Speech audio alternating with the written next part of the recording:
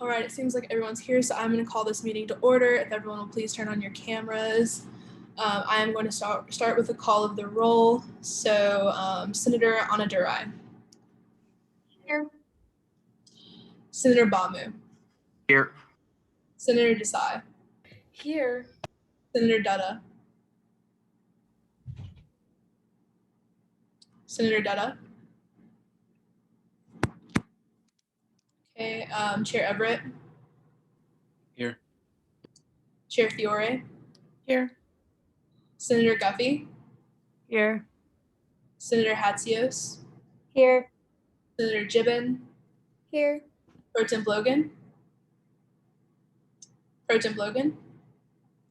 Okay, Senator Malodkar. Senator Malodkar. Okay, Senator Nimala. Here. Chair Pasapula. Here. Here. Member at Large Rambani. Here. Senator Richards. Here. Chair Robinson. Here. Senator Subert. Here. Senator Syed. Here. Senator Wilkerson. Senator Wilkerson. Senator Wilkins. All right. Senator Dutta, you said you were here. Yes, sorry about that. Awesome. All right, well, we have quorum, so let's get started. We're gonna start with receipts of petitions and messages. So are there any messages from the student body president? Lamar?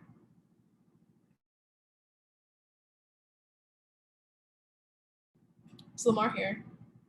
Does anyone have messages on behalf of them? Lamar is not here, but Lamar should be here. Not sure where he is.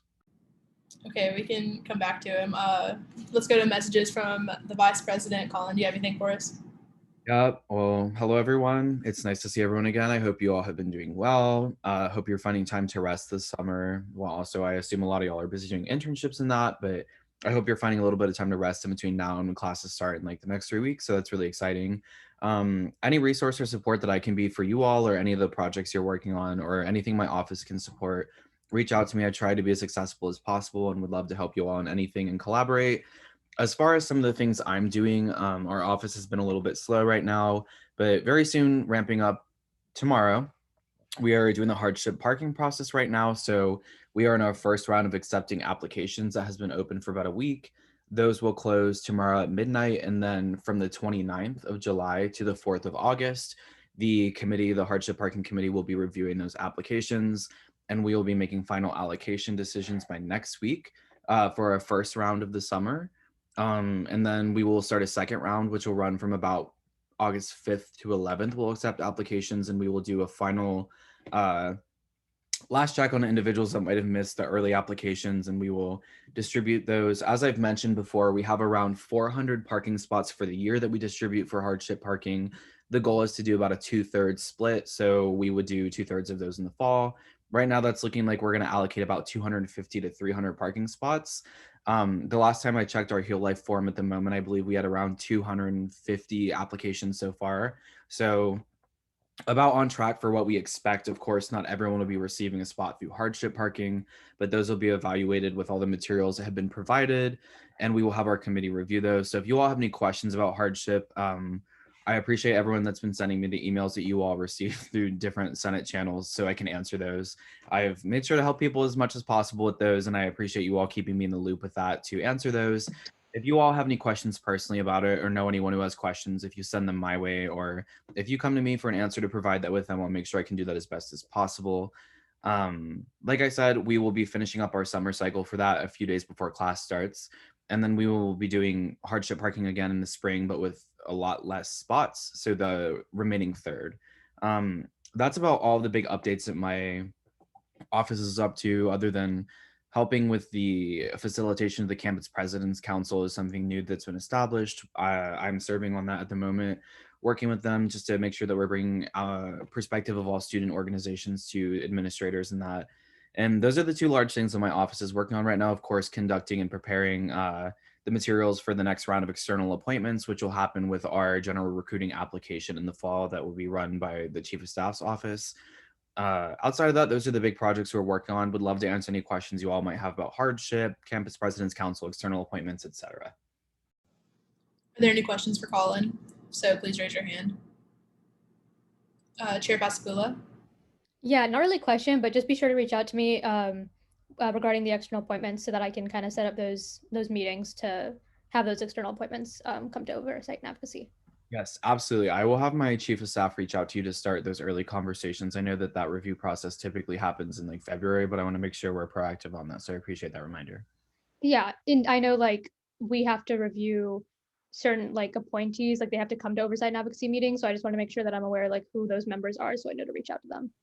Yeah, absolutely. That's a process I'm working with Sam too, is to make sure that we're covering the base on all of the external appointments that need confirmed. So once I have the complete list of everything that needs confirmation, I'll make sure I do that with you too also. All right, thank you so much. Absolutely. Great. Are there any messages from the treasurer, Ashna? Hey y'all. So recently I've been working with some representatives from the graduate side of things with the GPSG just on the campus safety and security fee and its allocation across campus. So we've met a couple of times over the last couple of weeks just to make a proposal that originally started on our side, but we kind of made it kind of a big group project. So it's our Department of Student Safety and Wellness, along with their members of their e-board, including their Vice President of Finance and their President, Neil. So we're looking to get that draft proposal into Nate Knuffman's office, the Vice Chancellor of Finance and Operations, by either late next week or late this week by Friday or early next week. And the Vice Chancellor looks open to actually meeting about that because it seems like his group has a couple of guidelines and criteria that was sent to them by the systems office. So we hope to kind of combine our two proposals and see where we get with that. Before the final presentation, I believe it's to the Chancellor and the Vice Provost, but that's still up in the air a little bit. Other than that, Julia, my equivalent on the GPSG, and I have just been working on various things like SFAC planning for the year. And those of you who are going to be on SFAC, I will be sending an email out pretty soon just with the when to meet to see when the best time during the week would be. Since we have to book rooms, it most likely will be in person this semester. Other than that, I haven't really heard anything yet from the other committees I sit on, SFAS and TFAT. But the Vice Chancellor said that I should be getting that in the next 2 weeks about. But other than that, I think that pretty much covers everything. Great. Are there any questions for Ashna? Please raise your hand. All right, seeing none, we're going to go to messages from, Lamar is actually here, so let's do messages from the student body president. Lamar. Good evening, everybody. Not really much to cover. I think Colin actually covered a good bit. I think first is that we have successfully secured, I think, about $95,000 for our Richard Epps program. The Chancellor and the Provost office have covered the total amount of our distinguished lectureship on racial equity for the next year and a half. And we are meeting with some folks from the Duke Endowment about a really large donation they're looking to make for executive branch for us to do some more programming in the area of our research scholars program. So those are three really big things that have happened over the past, I think, couple of weeks. We had a board trustee meeting the week before last, I think. Yeah, the week before last. Nothing really big came out of there except that I've asked the chancellor for student representation on the naming committee, which will be a pretty big deal. The naming committee, of course, decides all of the names for our new buildings, and any buildings that have been determined to be renamed. That committee will determine if the building should be renamed, and if so, to what name. Of course, that committee currently consists of faculty and staff, and him and I are working on a plan to get some student representation in that committee. And so hopefully we'll have that very soon. And then I will be circling back to Elena to ask for some Senate representation on our distinguished lectureship for racial equity for that selection committee. I'll need 2 folks from this body to serve on that selection committee. On other news, I think, right, if I don't know if you guys have been to Student Government Suite, but if you haven't, they're rearranging things and bringing new stuff, new furniture and stuff, and cleaning that up so it'll be ready for our return in August. And I think Keisha and the Chief of Staff's office is working on a meet and greet with folks from student government and administration, so South Building and the Chancellor's Cabinet to take place. I think the week after, the first or second week after classes, and more information on that is to follow. Yeah, I think it's everything. If you have any questions, feel free to ask, and I'll do my best to answer. Are there any questions from Laura? Please raise your hand. All right, seeing none. Can we get messages from the Director of State and External Affairs? Hey everyone. So the biggest sort of thing that I've been working on right now has been creating, trying to organize, we're going to have a Senate panel. So basically all of the candidates for the U.S. Senate election from North Carolina, we want them to be able to come to UNC in person and just have like a Q&A, of course, like from all parties. And so we're planning to have this event on September 9th, the actual physical location, TBD. We've already reached out to all of the candidates. So right now we've gotten a couple of responses. So just awaiting for more responses. And just we're also awaiting information from the Office of Federal Affairs, and also just wrapping up drafting out the application process for the Student Community Relations Council. And so those are the two big updates from my end, if anyone has any questions. If there are any questions for Nina, please raise your hand. All right, seeing none. Are there any messages from the Student Attorney General? Yes. Hi, I hope everyone is staying cool. Honor Court Chair Bedell isn't able to make it tonight, so I'll also be covering some of the things that he wanted to go over during his statement. So we are still processing cases, so we're hearing them. Students are still meeting with councils, and councils are meeting with reporting parties. We're sort of in a pre-final slump, which means the amount of cases that I've been receiving has decreased.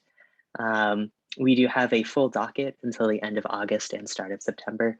We've started the process of notifying newly accused students that their case likely won't be heard, no earlier than August 23rd. Deputy Student Attorney General and Managing Associate applications are currently out. We've invited the executive branch to be present when we sort through the deputy applications. And we're hoping that the deputy applicants should be brought forward to be confirmed by Senate as soon as possible. We are also beginning the process of training our new council, training councils who are currently in the honor system, as well as putting together a training regimen for councils that we hope to recruit during the recruitment season. We're doing a slight change in training policy. So originally in the past, you just have sort of 2 block days for training. And now we're going to make it more of a multi-day affair that's spread out throughout the entirety of the academic year. We've already put together some resources and some speakers to present at this training, specifically regarding anti-bias training, mental health training, and then student conduct is also going to be present at that training in order to help guide sessions. We're also currently working on our in-person policy for hearings. We're planning on cautiously rolling back to in-person meetings, although I've been made aware that there's been some developments regarding that. So we're still working on the policy. We are also in the process of focusing on recruitment. So Katie can say more about recruitment and what our efforts on that end have been. And we're currently in the process right now of finalizing the application. We're doing a general application and sort of splits off into 3 separate applications for the individual branches of the honor system. We're in the process of finalizing that. So those are the updates I have. Great. Are there any questions for Q? Please raise your hand. All right, and since Brandon's not here, we'll just go straight to the honor system outreach coordinator. Thank you. And to add on to what Q said, sorry, my voice is might be gone a little bit. But to add on to what Q said about recruitment, we will have a presence as volunteers at Fall Fest. We'll have informational booths and Zoom meetings. at Weekend Welcome and Fall and Small Fest. Other efforts include sending our monthly informational newsletter to graduate and undergraduate student organization leaders. So we're trying to outreach more to graduate students, informing social media followers of information about the application process, placing flyers in freshman dorms, directly contacting minority student organizations specifically, as we did last year, emailing faculty department heads, all in an effort to reach as many students as possible. So we just really want to properly represent the UNC student body within our system. You might have mentioned this, but our application will be available beginning on August 16th until Labor Day weekend. We'll have an honor system informational session for interested applicants before the end of the application period. And all that information, again, will be publicized on our social media as well as during recruitment events and in our newsletter. Great, thank you. Are there any questions for Katie? So please raise your hand. All right, seeing none, we are going to reports of the officers of the Senate. We'll start with the Ethics Committee Chair report. Chair Fiore. Hi, everyone. I don't have a report today. Just keep your eye out on Teams for any future updates, but nothing tonight. Thanks. Great. Okay, straight to O&A Committee Chair, Chair Pascula. Hello, I have a few little updates. So I am currently in the process of creating the timesheets, compiling contact info, and setting up the OneDrive for the 2021 stipend review process. And so once all of that is completed, I'll email each individual student government leader that's going to be reviewed this year. And if I cannot find the email or name of the specific student government leader I'm looking for, I'll be sure to reach out either to the Chief of Staff's office or the Honor Systems so that I can find those contacts. And I'm hoping to send out those timesheets by the week of August 2nd. I am having to create nearly 30 timesheets, so please be patient if there are any delays, but I will try to minimize that. And if anyone has any questions on that, let me know. We'll also be starting back up the Meet the Senators social media series on our Instagram, so please be patient as the Vice Chair and I are working on that right now. And I'm also currently trying to explore alternatives to the Your Voice petition, since we don't really receive many responses on that. So I'm trying to see if there's a way that we can maybe shift that to the SharePoint, since that's what all of our senators have access to currently, but we're still working on that. And lastly, O&A is still trying to determine what type of events we can hold during fall 2021, such as like the monthly town halls like we had back in June. And first, we're just going to focus on Small Fest and what comes of that, because we still have to hear back about our application. But that is all I have for now. So does anyone have any questions? All right, seeing no questions for Chair Pascula, we're going to go straight to R&J Chair Sam. Hey everyone, hope everybody's doing well. We had a bill pass R&J this past week. It also passed finance. It's regarding the Sports Club Council's allocations. We'll be getting to that here in a few. Other than that, we're just looking forward to preparing for another round of external appointments here in the fall. And also, I believe Chair Fiore and I will be working together to come up with an updated code test, and that'll be coming at you here in the next couple of weeks, but we'll be sure to give you plenty of notice and keep you updated. So thanks so much. As always, you have my email if you need me. Are there any questions for Sam? So please raise your hand. All right, we'll move straight to the Finance Committee Chair, Chris. Yeah, I just have a few things. I've spent the last few weeks working on the treasurer's test and their respective videos. All the information is updated as well as the website. So if you have any questions, please let them know that information is updated. And you can also forward any questions to me. I plan to have the treasurer's test live by August 1st. That way we all have time to take it, as well as the RSO leaders, the presidents, and the treasurers have time to take it before our finance hearings this fall. And then I guess this is our last big piece of legislation that's being presented tonight that should be all coming from the Finance Committee for right now, because we're shifting our focus to our finance sites. But other than that, I hope everyone's having a great summer. Are there any questions for Chris? Please raise your hand. All right, we'll move into the Speaker Pro Tempore's report. Maya, are you here? Okay, we'll go straight into my report then. So hey y'all, I have several updates, so please listen closely, and I'll send all this out in a Teams message later. First, we have a meeting plan for this year. So starting out, we're going to continue to have committee meetings online, but full Senate will be in person. We will be following guidance from the university on that. So it looks like we're definitely going to be wearing masks. So just expect that, and I'll keep you guys updated as the Delta variant develops and all of that.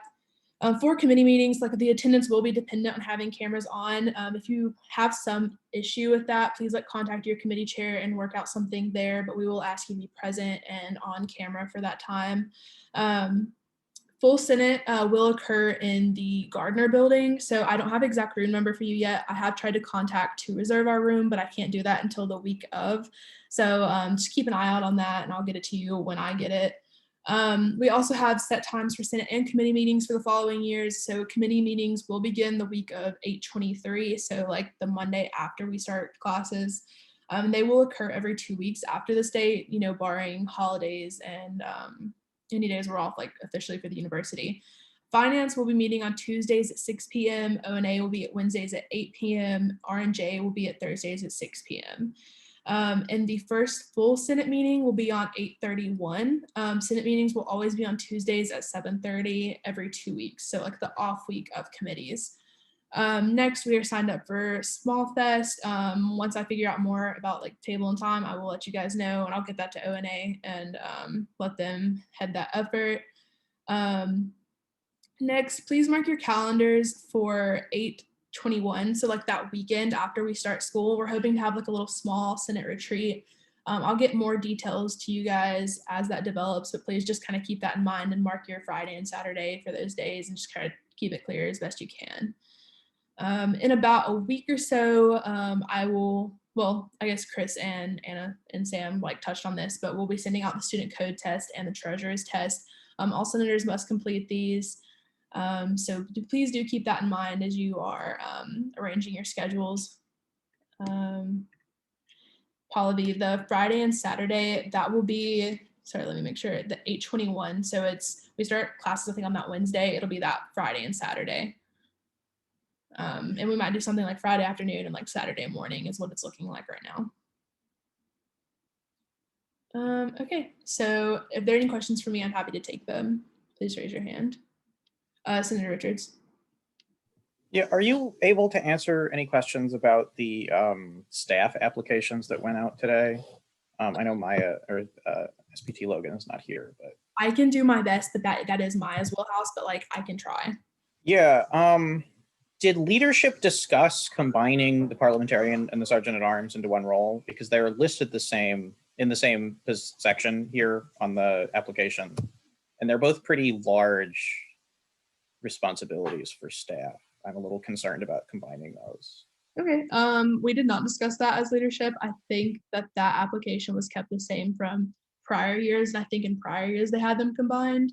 But I'm happy to bring that up to leadership, and I think we still have time to separate them since it just went live today. So I'll keep that in mind. Thank you for bringing that. You said it was the parliamentarian sergeant at arms. They're combined. Yeah, there's a couple of positions that are combined, but the only one I'm really concerned about is the parliamentarian, because the sergeant at arms has to create disaster preparedness plans, and they have to move around the chamber. There's a lot of things you got to do, and It seems like a lot to also expect a parliamentarian to do that.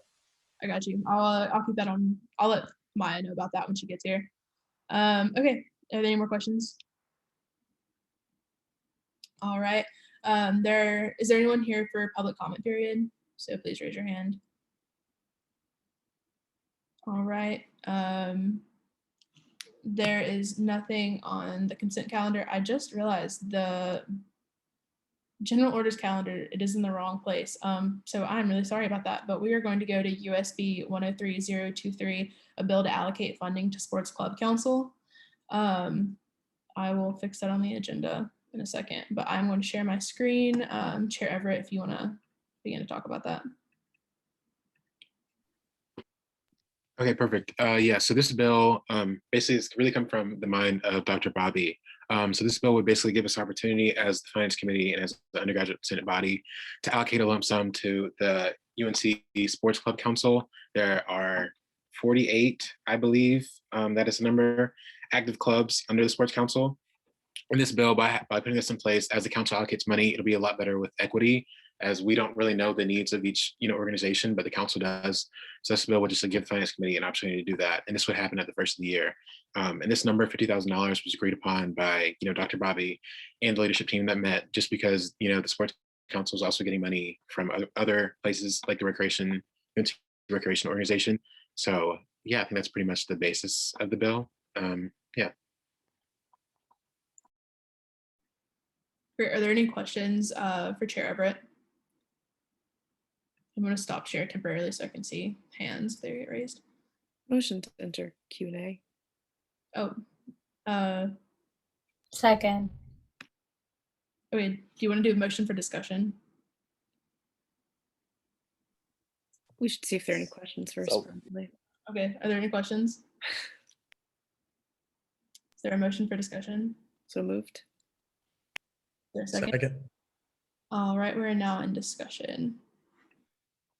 And really quickly, before we get into questions, we also have Ms. Tori Hooker is here as well. She's in charge of, she works with the council. So if you have any questions and any discussion points, she's also here. I'd like to move to extend speaking privileges to Ms. Hooker. Is there a second? Second. Okay. Ms. Hooker, you have speaking privileges.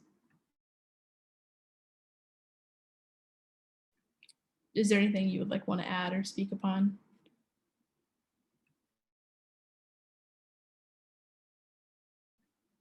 I think she might be temporarily away from us, so we can pause on that. Senator Richards. Yeah, I have an amendment. I'd like to propose this bill. The finance code numbering is a little screwed up right now in this section.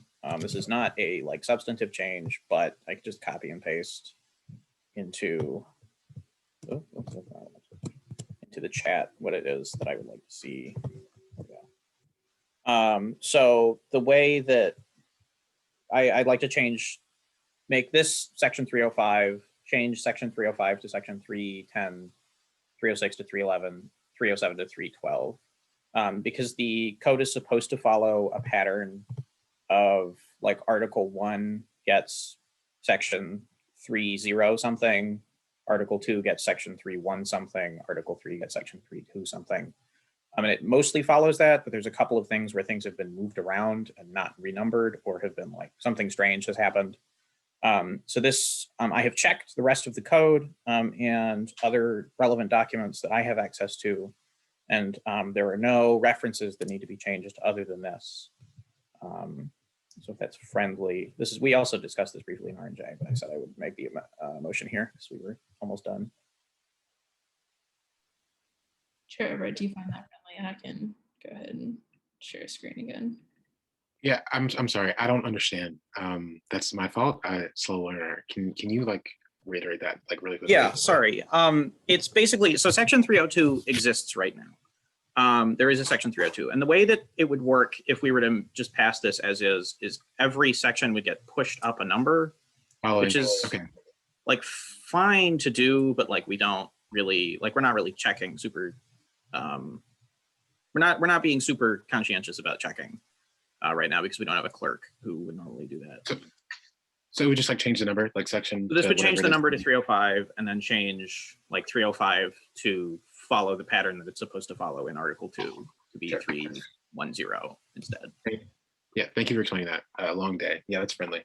No problem. Cool. All right. Senator Richards, you can correct me if I'm making these changes wrong. Do you just want me to do 305 there and then literally copy and paste what you've written in chat?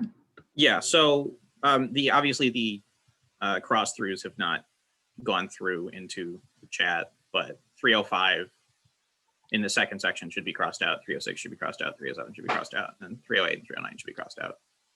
Okay, yeah, I can strike through those later on. I'm just going to highlight them red because I was in trouble. Cool.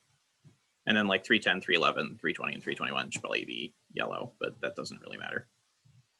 Okay, yeah, I got you. I'll fix all that as we're talking. Is there any other points? And Speaker Powell, really quickly, I'm sorry. I think Ms. Hooker is back now. So if you wanted to go ahead and add some stuff to that. Okay, yeah, I'm just going to arrange that. Ms. Hooker, did you have anything to add? No, I apologize. My computer went out right whenever you had called on me, but no, I believe y'all covered it. I just wanted to reiterate the equity piece. I think that that's a big benefit to all of our sport clubs, that it will create more equity because it will be the funding would be distributed by our sport club council, and they are the ones that already see the operations for each of the clubs. So I just wanted to reiterate that point. Senator Richards. I'm just kind of curious what the Sport Club Council is. Is that like a student group or like who's on that? Yes, it's our executive board. It's made up of it's open to all members. It usually ends up being officers that serve as liaisons between our sport programs office with campus recreation and all of the different sport clubs. So we have currently 48 sport clubs that are part of the sport club program. But the sport club council pretty much, we don't adjudicate anything, or the council doesn't adjudicate anything, but they help with creating policies that are sport club wide, and they work with our office to make sure that that clubs are in compliance with that.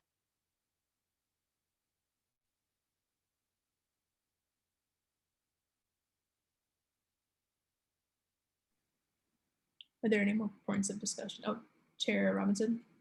I just have a motion to enter voting procedure whenever y'all are ready for it. Chair Fiore, is your second? Yeah, just a brief comment on this bill. For those of you who are not in Finance Committee, we discussed this in our last Finance Committee meeting, but basically $50,000 per year is roughly the amount that we already give sports teams. So this would not be a substantial change from usual. This has been looked at both by Ashna, our treasurer, and by Chris Everett, our chair of finance. And this not only allows for more equity, as Ms. Hooker was discussing, but also allows for just general ease for us on the part of Finance Committee, and also a little bit more time, as is generally an issue with finance and with just funding things in general. So I think this is a good resolution. It solves a bunch of problems at once, and I encourage you to vote for it.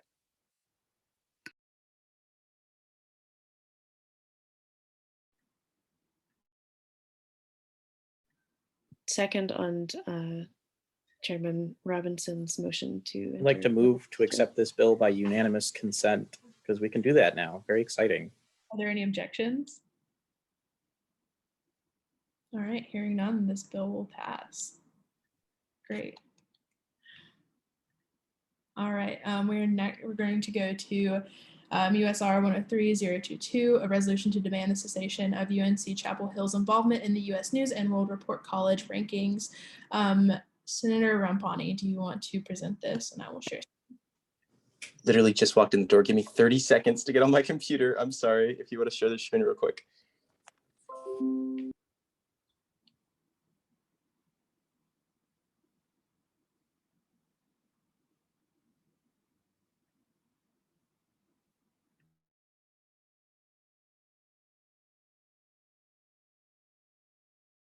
Okay, apologies about that, y'all. It has been a wild day. So in short, this is I believe we're calling them simple resolutions now, if I am correct, that addresses the fact that the U.S. News and World Report college rankings that we use very often in UNC, and we use them in marketing, so on and so forth. After investigation by the New Yorker and a journalist there named Malcolm Gladwell, who also has a podcast, he revealed that a lot of the underscoring principles that lead to a college's specific rank directly discriminate against HBCUs and colleges that aren't as well known. And you may think, well, what's the reason, what's the matter with that? It's that you're essentially perpetuating privilege and perpetuating colleges that are well known. So Harvard, Princeton, those top very white Ivy League schools stay at the top only because of a certain few principles. And I talk about that later in the simple resolution, if you would scroll down just a little bit. Again, in short, the peer assessment score is a large factor which defines a college's specific rank. That peer assessment score is determined by other college officials at other colleges that may have no sort of working knowledge of the college they're ranking. So what happens is, in a lot of cases, they will Google things like endowment, tuition cost, or use name recognition to determine the well-being or the worth of a college or a university without having any information about it. So this bill is addressed to the chancellor, some other high administration officials, especially those involved in marketing and undergraduate admissions, demanding that we remove ourselves from this organization and demand the reform of those rankings in line with some HBCUs that have also taken similar steps.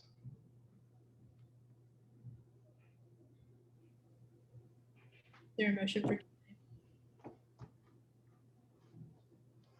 Yeah, so moved. Second. All right. Are there any questions for Robbie? I'm gonna stop sharing so I can see any hands. Chair Robinson. I actually did go back and listen to I'm a revisionist history like fiend, so I had no problem. I love listening to it. So I listened to the whole thing. Here's my only question is that, you know, I totally understand about the peer review score being nonsense. However, without the peer review score, the schools that are at the top of the list, Harvard, Yale, Princeton, are still going to be there. My question for us, I mean, I understand it's flawed. I understand it's not a great thing. However, it does say something about our university that despite the flaws, we're at least deemed in that light by others. And at the end of the day, it is a powerful marketing tool we have. Is that something we're willing to part with to say, you know, we demand this? Because I hate to say, I don't think it's going to happen. I think that the higher ups are going to absolutely disregard this because they care about the marketing, and we would have to push it. I'm just putting that out there, food for thought, to see what other people think about it. Is it all right if I respond to that? So I certainly understand that. You listen to the episode, you know that a small liberal arts school named Reed College actually uncovered this information in their statistics department, removed themselves from the rankings, and the US News and World Report punished them and dropped them 60 rankings only because of the fact that they withdrew. I think that speaks more to the US News and World Report and how desperate they are to continue this process than it does us. So I certainly understand that it is very likely that we would face retribution in those rankings, but I think it's much more important that we, at least as a body, emphasize that UNC should stand on its commitment to diversity and inclusion than whatever sort of marketing tools they can get out of it. I would rather stand on the principle than kind of give in because we think they won't do anything. And frankly, I think there's a lot of people that don't know that much about this. So you and I are in the small few that listen to revisionist history. So I appreciate that. Senator Undergraduate. I was just going to say that I completely agree with Chair Robinson and what he was saying, but I do think that we, being kind of like the student representatives and the student voice, we can definitely pass this as a resolution, even if it might not get very far with higher ups. And at least we can't say that they didn't know, like they are going to be held accountable in one way, and we're starting that conversation. So I think that this is definitely a good start, even if we don't get a whole lot of, I guess, like tangible progress from this. Sorry, I'm gonna jump in real quick with a question. Do remember this is Q&A period. You also make sure you're directing questions at Senator Rampani. But I was wondering how would this process look if we were to pass this? Like, is this a thing we can pull out of? Do they just put us in there and publish it? How would that look? So regardless of if we consent to be in the rankings or not, we're still in the rankings. But what I'm specifically, what this simple resolution is specifically asking for is that the chancellor, the provost, and the dean of the College of Arts and Science cease filling out that survey. So that is sort of our inclusion in the process of them filling out other rankings of the colleges, because when we cease doing that, US News and World Report assumes that we're no longer interested, and they will still rank us, but it will be a message to them that we're no longer interested in pursuing their definition of success, if you will. Senator Nimala.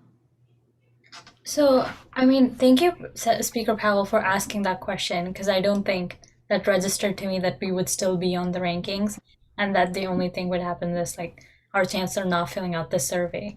My point is, like, we're trying really hard to like find the vice chancellor with the search committees and like just push for like diversity and inclusion with our leadership. And like my expectation is that they will act with that like integrity. So I think pulling out, wouldn't that hurt these universities more, because they would have an equitable leadership, like actually like filling it out properly, is my expectation from like whatever the culture the university is creating.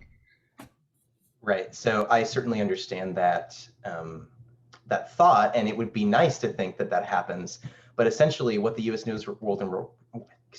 U.S. News and World Report does on that survey is give chancellors, deans, provosts a list of 200 to 250 universities and asks no context, but just to rank them on a scale of 1 to 5, based on your personal opinion. So, as benevolent as we may think our chancellor or provost or dean is, I can guarantee you that they do not have working relationships or knowledge of anywhere near 200 or 250 universities, including the academics of that program, what student life is like, what diversity is like on that campus. And as my simple resolution states, a lot of the time their rating is directly correlated to 4 things, right? Endowment, tuition cost, percentage of students that identify as white, and percentage of students on Pell Grants. So while I would love to think that people are benevolent enough, including our search for a provost, it's just not realistic. Chair Fiore. Yeah, I'm curious a little bit about the efficacy of this action. Like, I understand the intention behind it, and I think it's very admirable, but I'm curious what pulling out of these rankings does if it doesn't actually take us off of the list of anything, and it inhibits us from potentially being ranked as highly as we would otherwise be. It seems that we aren't actually opting out of a bad system. We are just ceding some control in that bad system rather than actually being like taking a stand. This seems very like performative, and I'm just wondering like if you could help me understand a little bit about why. Yeah, just a little And it's hard bit. with the context. I certainly understand that. Part of the way we make a stand is by doing this, right? This is the one thing that we actionably can do, because depending, whether or not we consent to these rankings really doesn't determine whether how they rank us besides our peer assessment score, because all the other knowledge they use to determine that score is based on public information. So, we can certainly tell the U.S. News World and World Report we don't want to be involved and try to make a stand that way, but that really has no action on whether or not they rank us, right? This is the one actionable thing people at the university can do. And frankly, it's continuing in the steps of HBCUs, especially in the South, like Dillard University, that are making the same step. Senator Dutta. Yeah, first of all, Robbie, I just want to say that I really do admire the intention behind this. And I really didn't know to start off with it, a system like this exists, and this is the kind of effect it has. But I do want to echo the common consensus in the committee about really the efficacy of this action, because from how I look at it, this would have more of an effect if multiple schools, especially top ranked schools, were doing this all as a mass effort instead of just us pulling out. Because first, in doing so, like you mentioned, there was another example of a school that pulled out and they were ranked lower, they were ranked poorly. And I think that would deter students from coming to UNC, which I guess, all of us are working to create a very equitable and diverse environment here. So it takes away from that. And two, even if it does, like keep us on the ranking, we could still face like the after effects of, protesting per se. And it really won't have as much of an impact as we want it to, or we would like it to. So I would recommend that if it is possible for us to revisit this concept at a later time, but in partnership with other universities, maybe that would have a better effect than just us doing it alone. Okay, I'm going to try to pick a question out of that. I will say that the problem with these rankings, and the point that I'm getting at in this resolution, is that the actual diversity and inclusion of a university has a very small percentage of the part of the overall score, right? When you say dropping rankings would lower us in terms of students wanting to come here due to diversity and inclusion, well, that isn't a part of the score in the first place. So I certainly understand the feelings in the Senate so far and the efficacy of this action. I would still state and stand on my point that wherever our rankings end up is irrelevant if we're not living up to our commitment to diversity and inclusion. And it doesn't matter what kind of tank we'll get. I assume there will be retribution from us pulling out of these rankings, but I would rather stand on our commitment to diversity and inclusion than try to be in some ranking that perpetuates the privilege. Basabula. I have a comment, but first I would like to motion to enter discussion, since I feel like a lot of these are discussion rather than questions. Does anyone have like a really pressing question, or is there a second for Second. Senator Nimala, Senator Malakar, Senator Sabera? Is that all okay with you guys? Okay, we're now in discussion period. I'm going to try to keep going in order of what the hands were, so I'm going to go back to Chair Pascagoula. Yeah, so I had two things. I think what would make this bill really strong is if we, because at the end of the bill, the resolution, where is it? The appendix, it says that we're asking them to cut all ties with the organization until the rankings are reformed to account for such biases. And I would suggest maybe specifying that, like what specific things do we want them to add to the rankings before we join back? I know you listed earlier, like, they should include like faculty, academic programs, student resources, like those types of things into the rankings. So I think to strengthen this resolution, we could include that at the end saying, you know, back out of this ranking until you include these things. And on top of that, I just wanted to express my support for this bill because I think the larger issue here is that these rankings just like they uphold white supremacy, and that's something we really need to address. In that if we continue to participate in these rankings, yes, we will benefit from it, but at what cost? Yes, we'll benefit from having a higher ranking, but it's inflated, it's upholding white supremacy. And if our rankings fall, that's just another, you know, piece of evidence that these rankings aren't actually fair and valid. So I just wanted to emphasize that point. Thank you. Senator Desai. I was just going to say a reform to that last paragraph is friendly. I'm going to, while people are talking, put something on there real quick. Okay. Senator Desai. Yeah, I just wanted to say that I do support this bill, but I do believe that we should garner support within the UNC system before we actually move forward with it. Student Body President Richards is here, and there's a Student Body President Council, and we'd be able to present this idea to them. There's also a Chancellor's Council, and I'm sure Chancellor Guskowitz would be willing to bring this forward. And I just believe that we should put this out knowing that we could be the first domino to fall. And we would be able to push the rest of the dominoes forward because it would be more impactful if we had the rest of the UNC system support on this. And I do believe that this is an incredibly pertinent issue, but in terms of timing, which is everything, is that we need to make sure that we garner the right support in the right places before we really do push this out. But I think like we should just make sure that we talk to the right people at different schools, and really see what we can do going forward when we when we end up putting this out. Hope that made sense.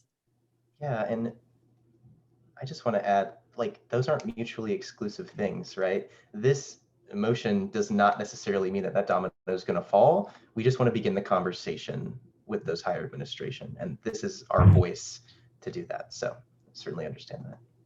Can I respond to that? Sorry. Can I respond to that? Yeah. I'll be really quick. I'm so sorry. There's like, it's flicking between Senator Nimala and Speaker Powell. And I was like, where is Speaker Powell? Yeah, I wanted to say though that perhaps our statement could be following in conjunction with others. That was more of my idea in terms of like a group statement. But I do understand what you're saying, and that is a good point, Senator Rampani, so I appreciate that. Great. Senator Malakar. Yeah, so this will probably be jumbled because I had like a lot of thoughts while this was happening, but I recall someone saying that like this might be performative. I feel like the more performative thing is to claim ourselves as an institution that like values diversity and inclusion and like has this issue being brought up, and we don't decide to take the action that pulls us out of a system that benefits us through white supremacy and privilege. I think that I feel like it's more of like, I think, sorry, the word that I'm trying to say is like the opposite of performative. But essentially, by doing this, I think we're making more of a statement that we don't think that these rankings are beneficial, and they shouldn't be the system by which we define ourselves.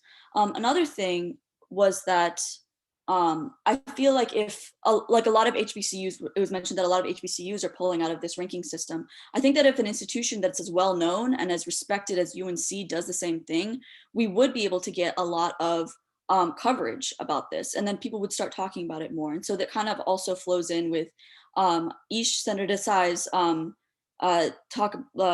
point about how this would be a domino effect. So I think it only gives us, it only lends merit to us, to UNC as an institution, if we're one of the first large universities other than these HBCUs to like take that first stance and say, this is like wrong. We shouldn't be using this method of systematically like ranking schools based on these like peer reviews that have like very small limitations. And then the last thing was that I think, I forget which senator it was, but they brought up the thought of like getting repercussions for doing this somehow, like in case that the university doesn't end up doing anything about it, which honestly they probably won't. I think it just, again, lends merit to us as a student body, the fact that we hear about this and we care about it enough as a Senate body to bring it up and say, yeah, we shouldn't be doing this. And like, so if Goskowitz doesn't do anything about it, if whoever's in charge can't do anything about it, it doesn't matter. Like, we're still saying that this is something that's important to us, and like these are our values, and we don't just want to stay within a system that's benefiting us for the wrong reasons. Thank you. Senator Seabear. Yeah, so basically I had to say some like pretty similar things. But yeah, I really do agree with this. And I think everybody's kind of been like narrowing down, you know, the message of this resolution, and definitely support it. And I feel like, you know, if we are going to pass it along, then it should be followed with education about what we're talking about. You know, I had not realized a lot of this was going on. And I think that if people, you know, were educated on it, they could form an opinion. That would then garner some support. And I know people were talking about like the efficacy of it, and like, even if nothing happens with it, you know, we have taken a stance. And since it's not a very well-known thing, obviously the university will not be ridiculed for not pulling out. But I think it could start a snowball effect of us talking about it and starting to educate people on it. You know, I mean, it sounds kind of weird, but like our Instagram is like, you know, posting education on it and like garnering support and stuff like that. And I don't know, there's a lot of conversation around diversity and inclusion at our university, and that includes a lot of different efforts, including small ones like this that people may not know about. And I think that would make us, you know, more well-rounded to talk about it. And yeah, I definitely support it, and it's hard to get our voices heard, I feel like, but I don't think that should cause us to give up on it. So yeah. Thank you, Senator Seabear. Senator Nimala. Yeah, thank you for bringing this up. First of all, like, my parents didn't go to school here, so I definitely relied on those US rankings and whatnot to make my decisions of where to apply, because I had no idea what the college ecosystem in this particular state looks like. And I feel like a lot of like first-gen students use those kinds of rankings to make an idea or get an idea of where they should be applying. So definitely an important issue to consider. And I would just say, like, I agree with like a lot of people who said that this should be like a collective action. I definitely support this as a first step to like bringing about that collective action. I would say some people told me that to like get this pushed through like your agendas, you should connect it to whoever you're sending into their like personal platforms, or like whatever their goals for this year for pushing diversity and inclusion are. If you can incorporate some of those words, like, I know this is short notice, but like, I don't know what channels these go through.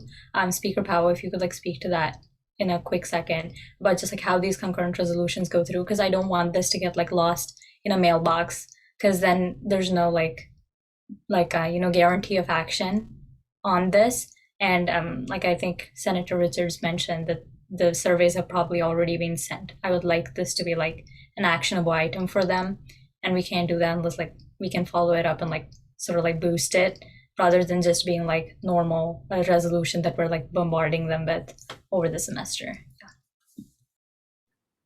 Just quickly, simple resolutions get emailed from the official undergraduate Senate email, unless it's sent to a like postal address, in which they will get like physically mailed. So those are kind of our two options. I mean, if we want to physically deliver a letter, I can make that happen.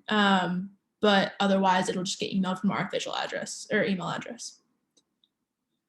That sounds good. I would just say like, can we send like another like more personal statement below that as like a body to just like push this through, I guess. Like connecting it like personally. Like I mean, I know this goes like as a mass document. I'm just saying, can we like customize this to each like person? Like if Senator Rampani needs help, I volunteer to help him like write up these like personalized notes. But I think that will have more of an impact, especially since we're talking like individualized surveys and not like a group action that they can take. Well, I mean, if we pass whatever we pass as a Senate has to be put in this official document. But if you want to take like personal action and get in touch with him, like you can totally do that. But as a body, we make statements as a body. Okay. Next, Senator Richards. I have 3 things.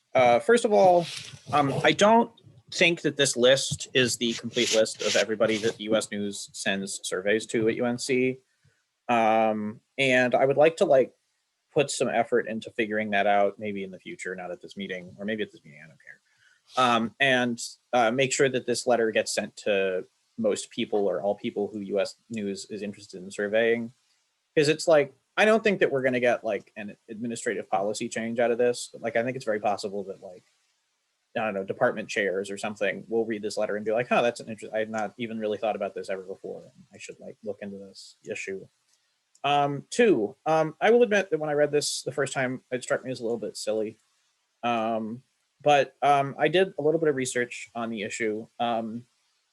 And I am increasingly of the opinion that, well, first of all, that probably somebody should napalm the offices of the US News and World Reports. But sort of more to the point, that filling out these surveys is probably just like strictly morally wrong in every sense.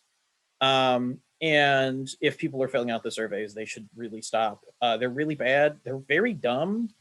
I read a story about like, I don't know if it's in this or if it's somewhere else, but it's like I read a story about a college president sending bottles of hot sauce to other college presidents, so they would just like know who he was and know what the college was, and that like it like improved their ranking like noticeably. They went up like 10 or 15 spots because of that. And like, I don't know, 25% of your ranking is a lot, to be basing it on totally subjective points. 20 rankings. I mean, it must have been pretty good hot sauce, but like this is pretty goofy. Final thing, I think this is a really good idea. I think that we should send this letter. I don't expect any particular change out of it, just because no one cares what we think. But third thing, I would like to propose a resolution. There's no valediction right now. I'd just like to add respectfully yours, the Undergraduate Senate at UNC Chapel Hill or whatever, if that's friendly. Sure is. Cool. Great, Robbie, if you'll add that for me. Next, Chair Everett. Yeah, I'm so sorry. My Wi-Fi is a little bit spotty, but I kind of also did want to reiterate some points and kind of speak in favor of this resolution. I do think that if we were to pass this resolution, that there does need to be some sort of like action so it doesn't look performative. I think I wanted to commend you again, Senator Rampani, just because of your recognition of how this system kind of negatively affects the credentials, I guess, of HBCUs and other organizations of color. So I wanted to really commend that, and I appreciate the conversation that this is starting. I'm not sure what a greater conversation and a greater initiative would look like, whether that's like a town hall through ONA. I'm not trying to overload you at all, Chair Pascagoula, but I just think there are many opportunities to really continue this conversation. So I wanted to speak in favor of this resolution. Yeah, that's pretty much it. Great, Chair Fiore. Yeah, so performativity is the problem here, and I think it requires an understanding of our role to get around that, because I think this is a great bill with a great idea behind it, and the way to back that up is definitely possible. I think that the best way to do that is to recognize that the main thing that we have be like to our advantage is PR. And so to like wield that effectively means that we have to interact with the other bodies that need our like together with us can actually make a difference. And I think that like Senator Dutta made a great point that like individually this doesn't mean much, but if other people did something with us, that would be really great.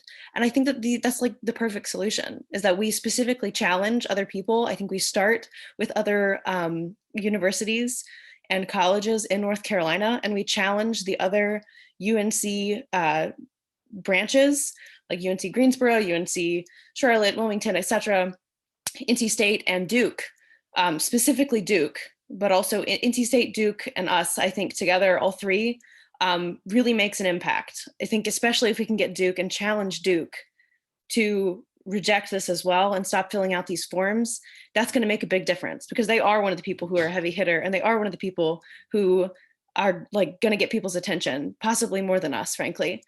So I think we should add something, if it's a friendly amendment, Senator Rampani, specifically add a challenge to the other universities and colleges in North Carolina, specifically by name, and send this to their chancellors and to their deans. And say, we would like you to also adopt this and say publicly that you will also no longer be involved in this because I think like United We Stand is like really the method here. If that's friendly, I think that would be super effective. I think it would be a much more powerful punch. And even if we get just one more college, that's doubling the impact that this will have. If that's beneficial to anybody, I don't know. If that's friendly, Robbie. Yeah, so I totally agree, and I would love that. I would love to be the first domino. I'm not sure if that's a separate action or if that, because adding all 16, 17 chancellors, provosts, academic deans is not something that we are able to do in this meeting. So if that's something we could do at a later time and pass another resolution after this one or separately do that outside of Senate, I would be super supportive of that. And I should say I would be more than willing to make that resolution and present that at our next meeting. Chair Fiore, do you want to respond to that? Or yeah, just briefly, I think that's good. I am slightly concerned about the timing. Could we like do this very quickly? And if so, when is the date of our next meeting? Does anyone know? If is it before this date, like, or before a week of the like due date? I think our next meeting is August 31st, and the rankings, as Senator Richards said, they've probably already done those rankings, but the rankings come out on September 14th. I think that's good timing, honestly, 2 weeks before. I would love to, like, I can help you with that information or that resolution if you'd like. Or you can do it. It is your thing. Either way. But yeah, I think that's a great idea, and I'm down with that. Chair Casapula?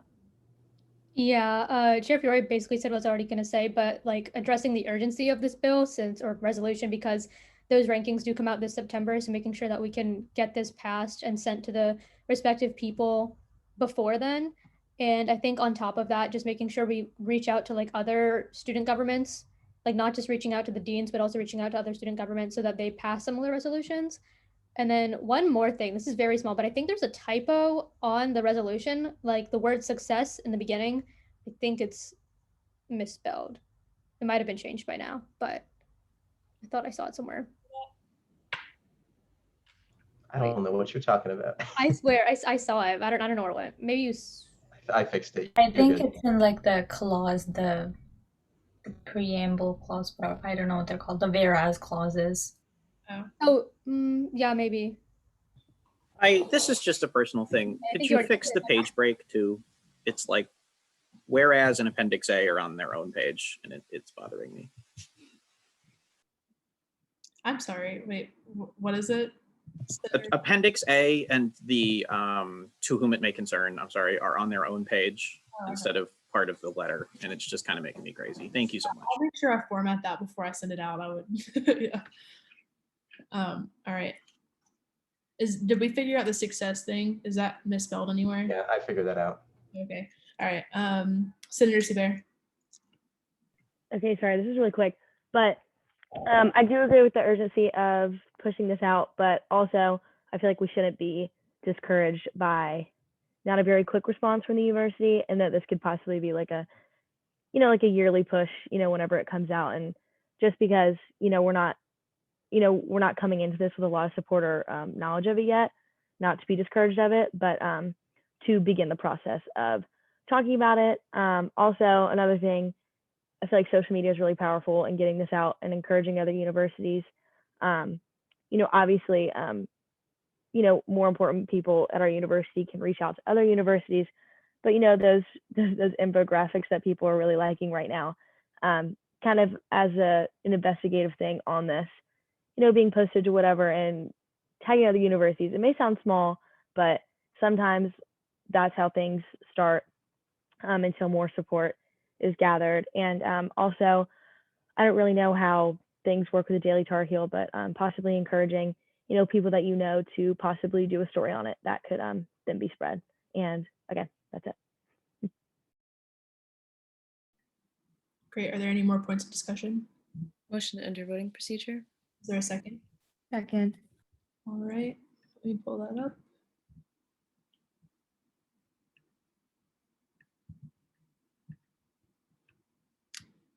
Senator Anadure. Yes. Senator Bamu. Yes. Senator Desai. Yes. Senator Dutta. Yes. Chair Everett. Yes. Chair Fiore. Yes. Senator Guffey. Yes. Senator Hatzios. Yes. Senator Gibbon. Yes. Pro Temp Logan. Senator Malodkar. Yes. Senator Nimala. Yes. Chair Pasapula. Yes. Member at Large Rambani. Yes. Senator Richards. Yes. Chair Robinson. Yes. Senator Subert. Yes. Senator Syed. Yes. Senator Wilkerson. Senator Wilkins. And one last time, Pro Temp Logan. All right, that passes. Congratulations, Robbie. Next, notices announcements. I have nothing else. Yeah, is there any further business? I just have a quick follow-up. So now that we passed this resolution, are we gonna follow up with this in any way to make sure we do contact other universities or court administrative support for this, or do the PR press work necessary? I think Senator Rampani is going to start a new concurrent resolution, and this would be a great thing to work on in teams. So just drop that in the general chat whenever you guys want to have little meetings or anything about that. And I'm sure they'll loop you in on that. But Senator Rampani would probably be the best contact for that in the future. Sounds good. Well, good job. Good job, Robbie. All right, Senator Richards, you can tell me if I'm doing this right since it's our first time. But is there any further business? If not, I'm pretty sure we can be adjourned, right? That's right. All right, guys, have a good one. It only lasted an hour and 10 minutes. Let's go. Shortest Senate meeting ever. Yeah. Bye.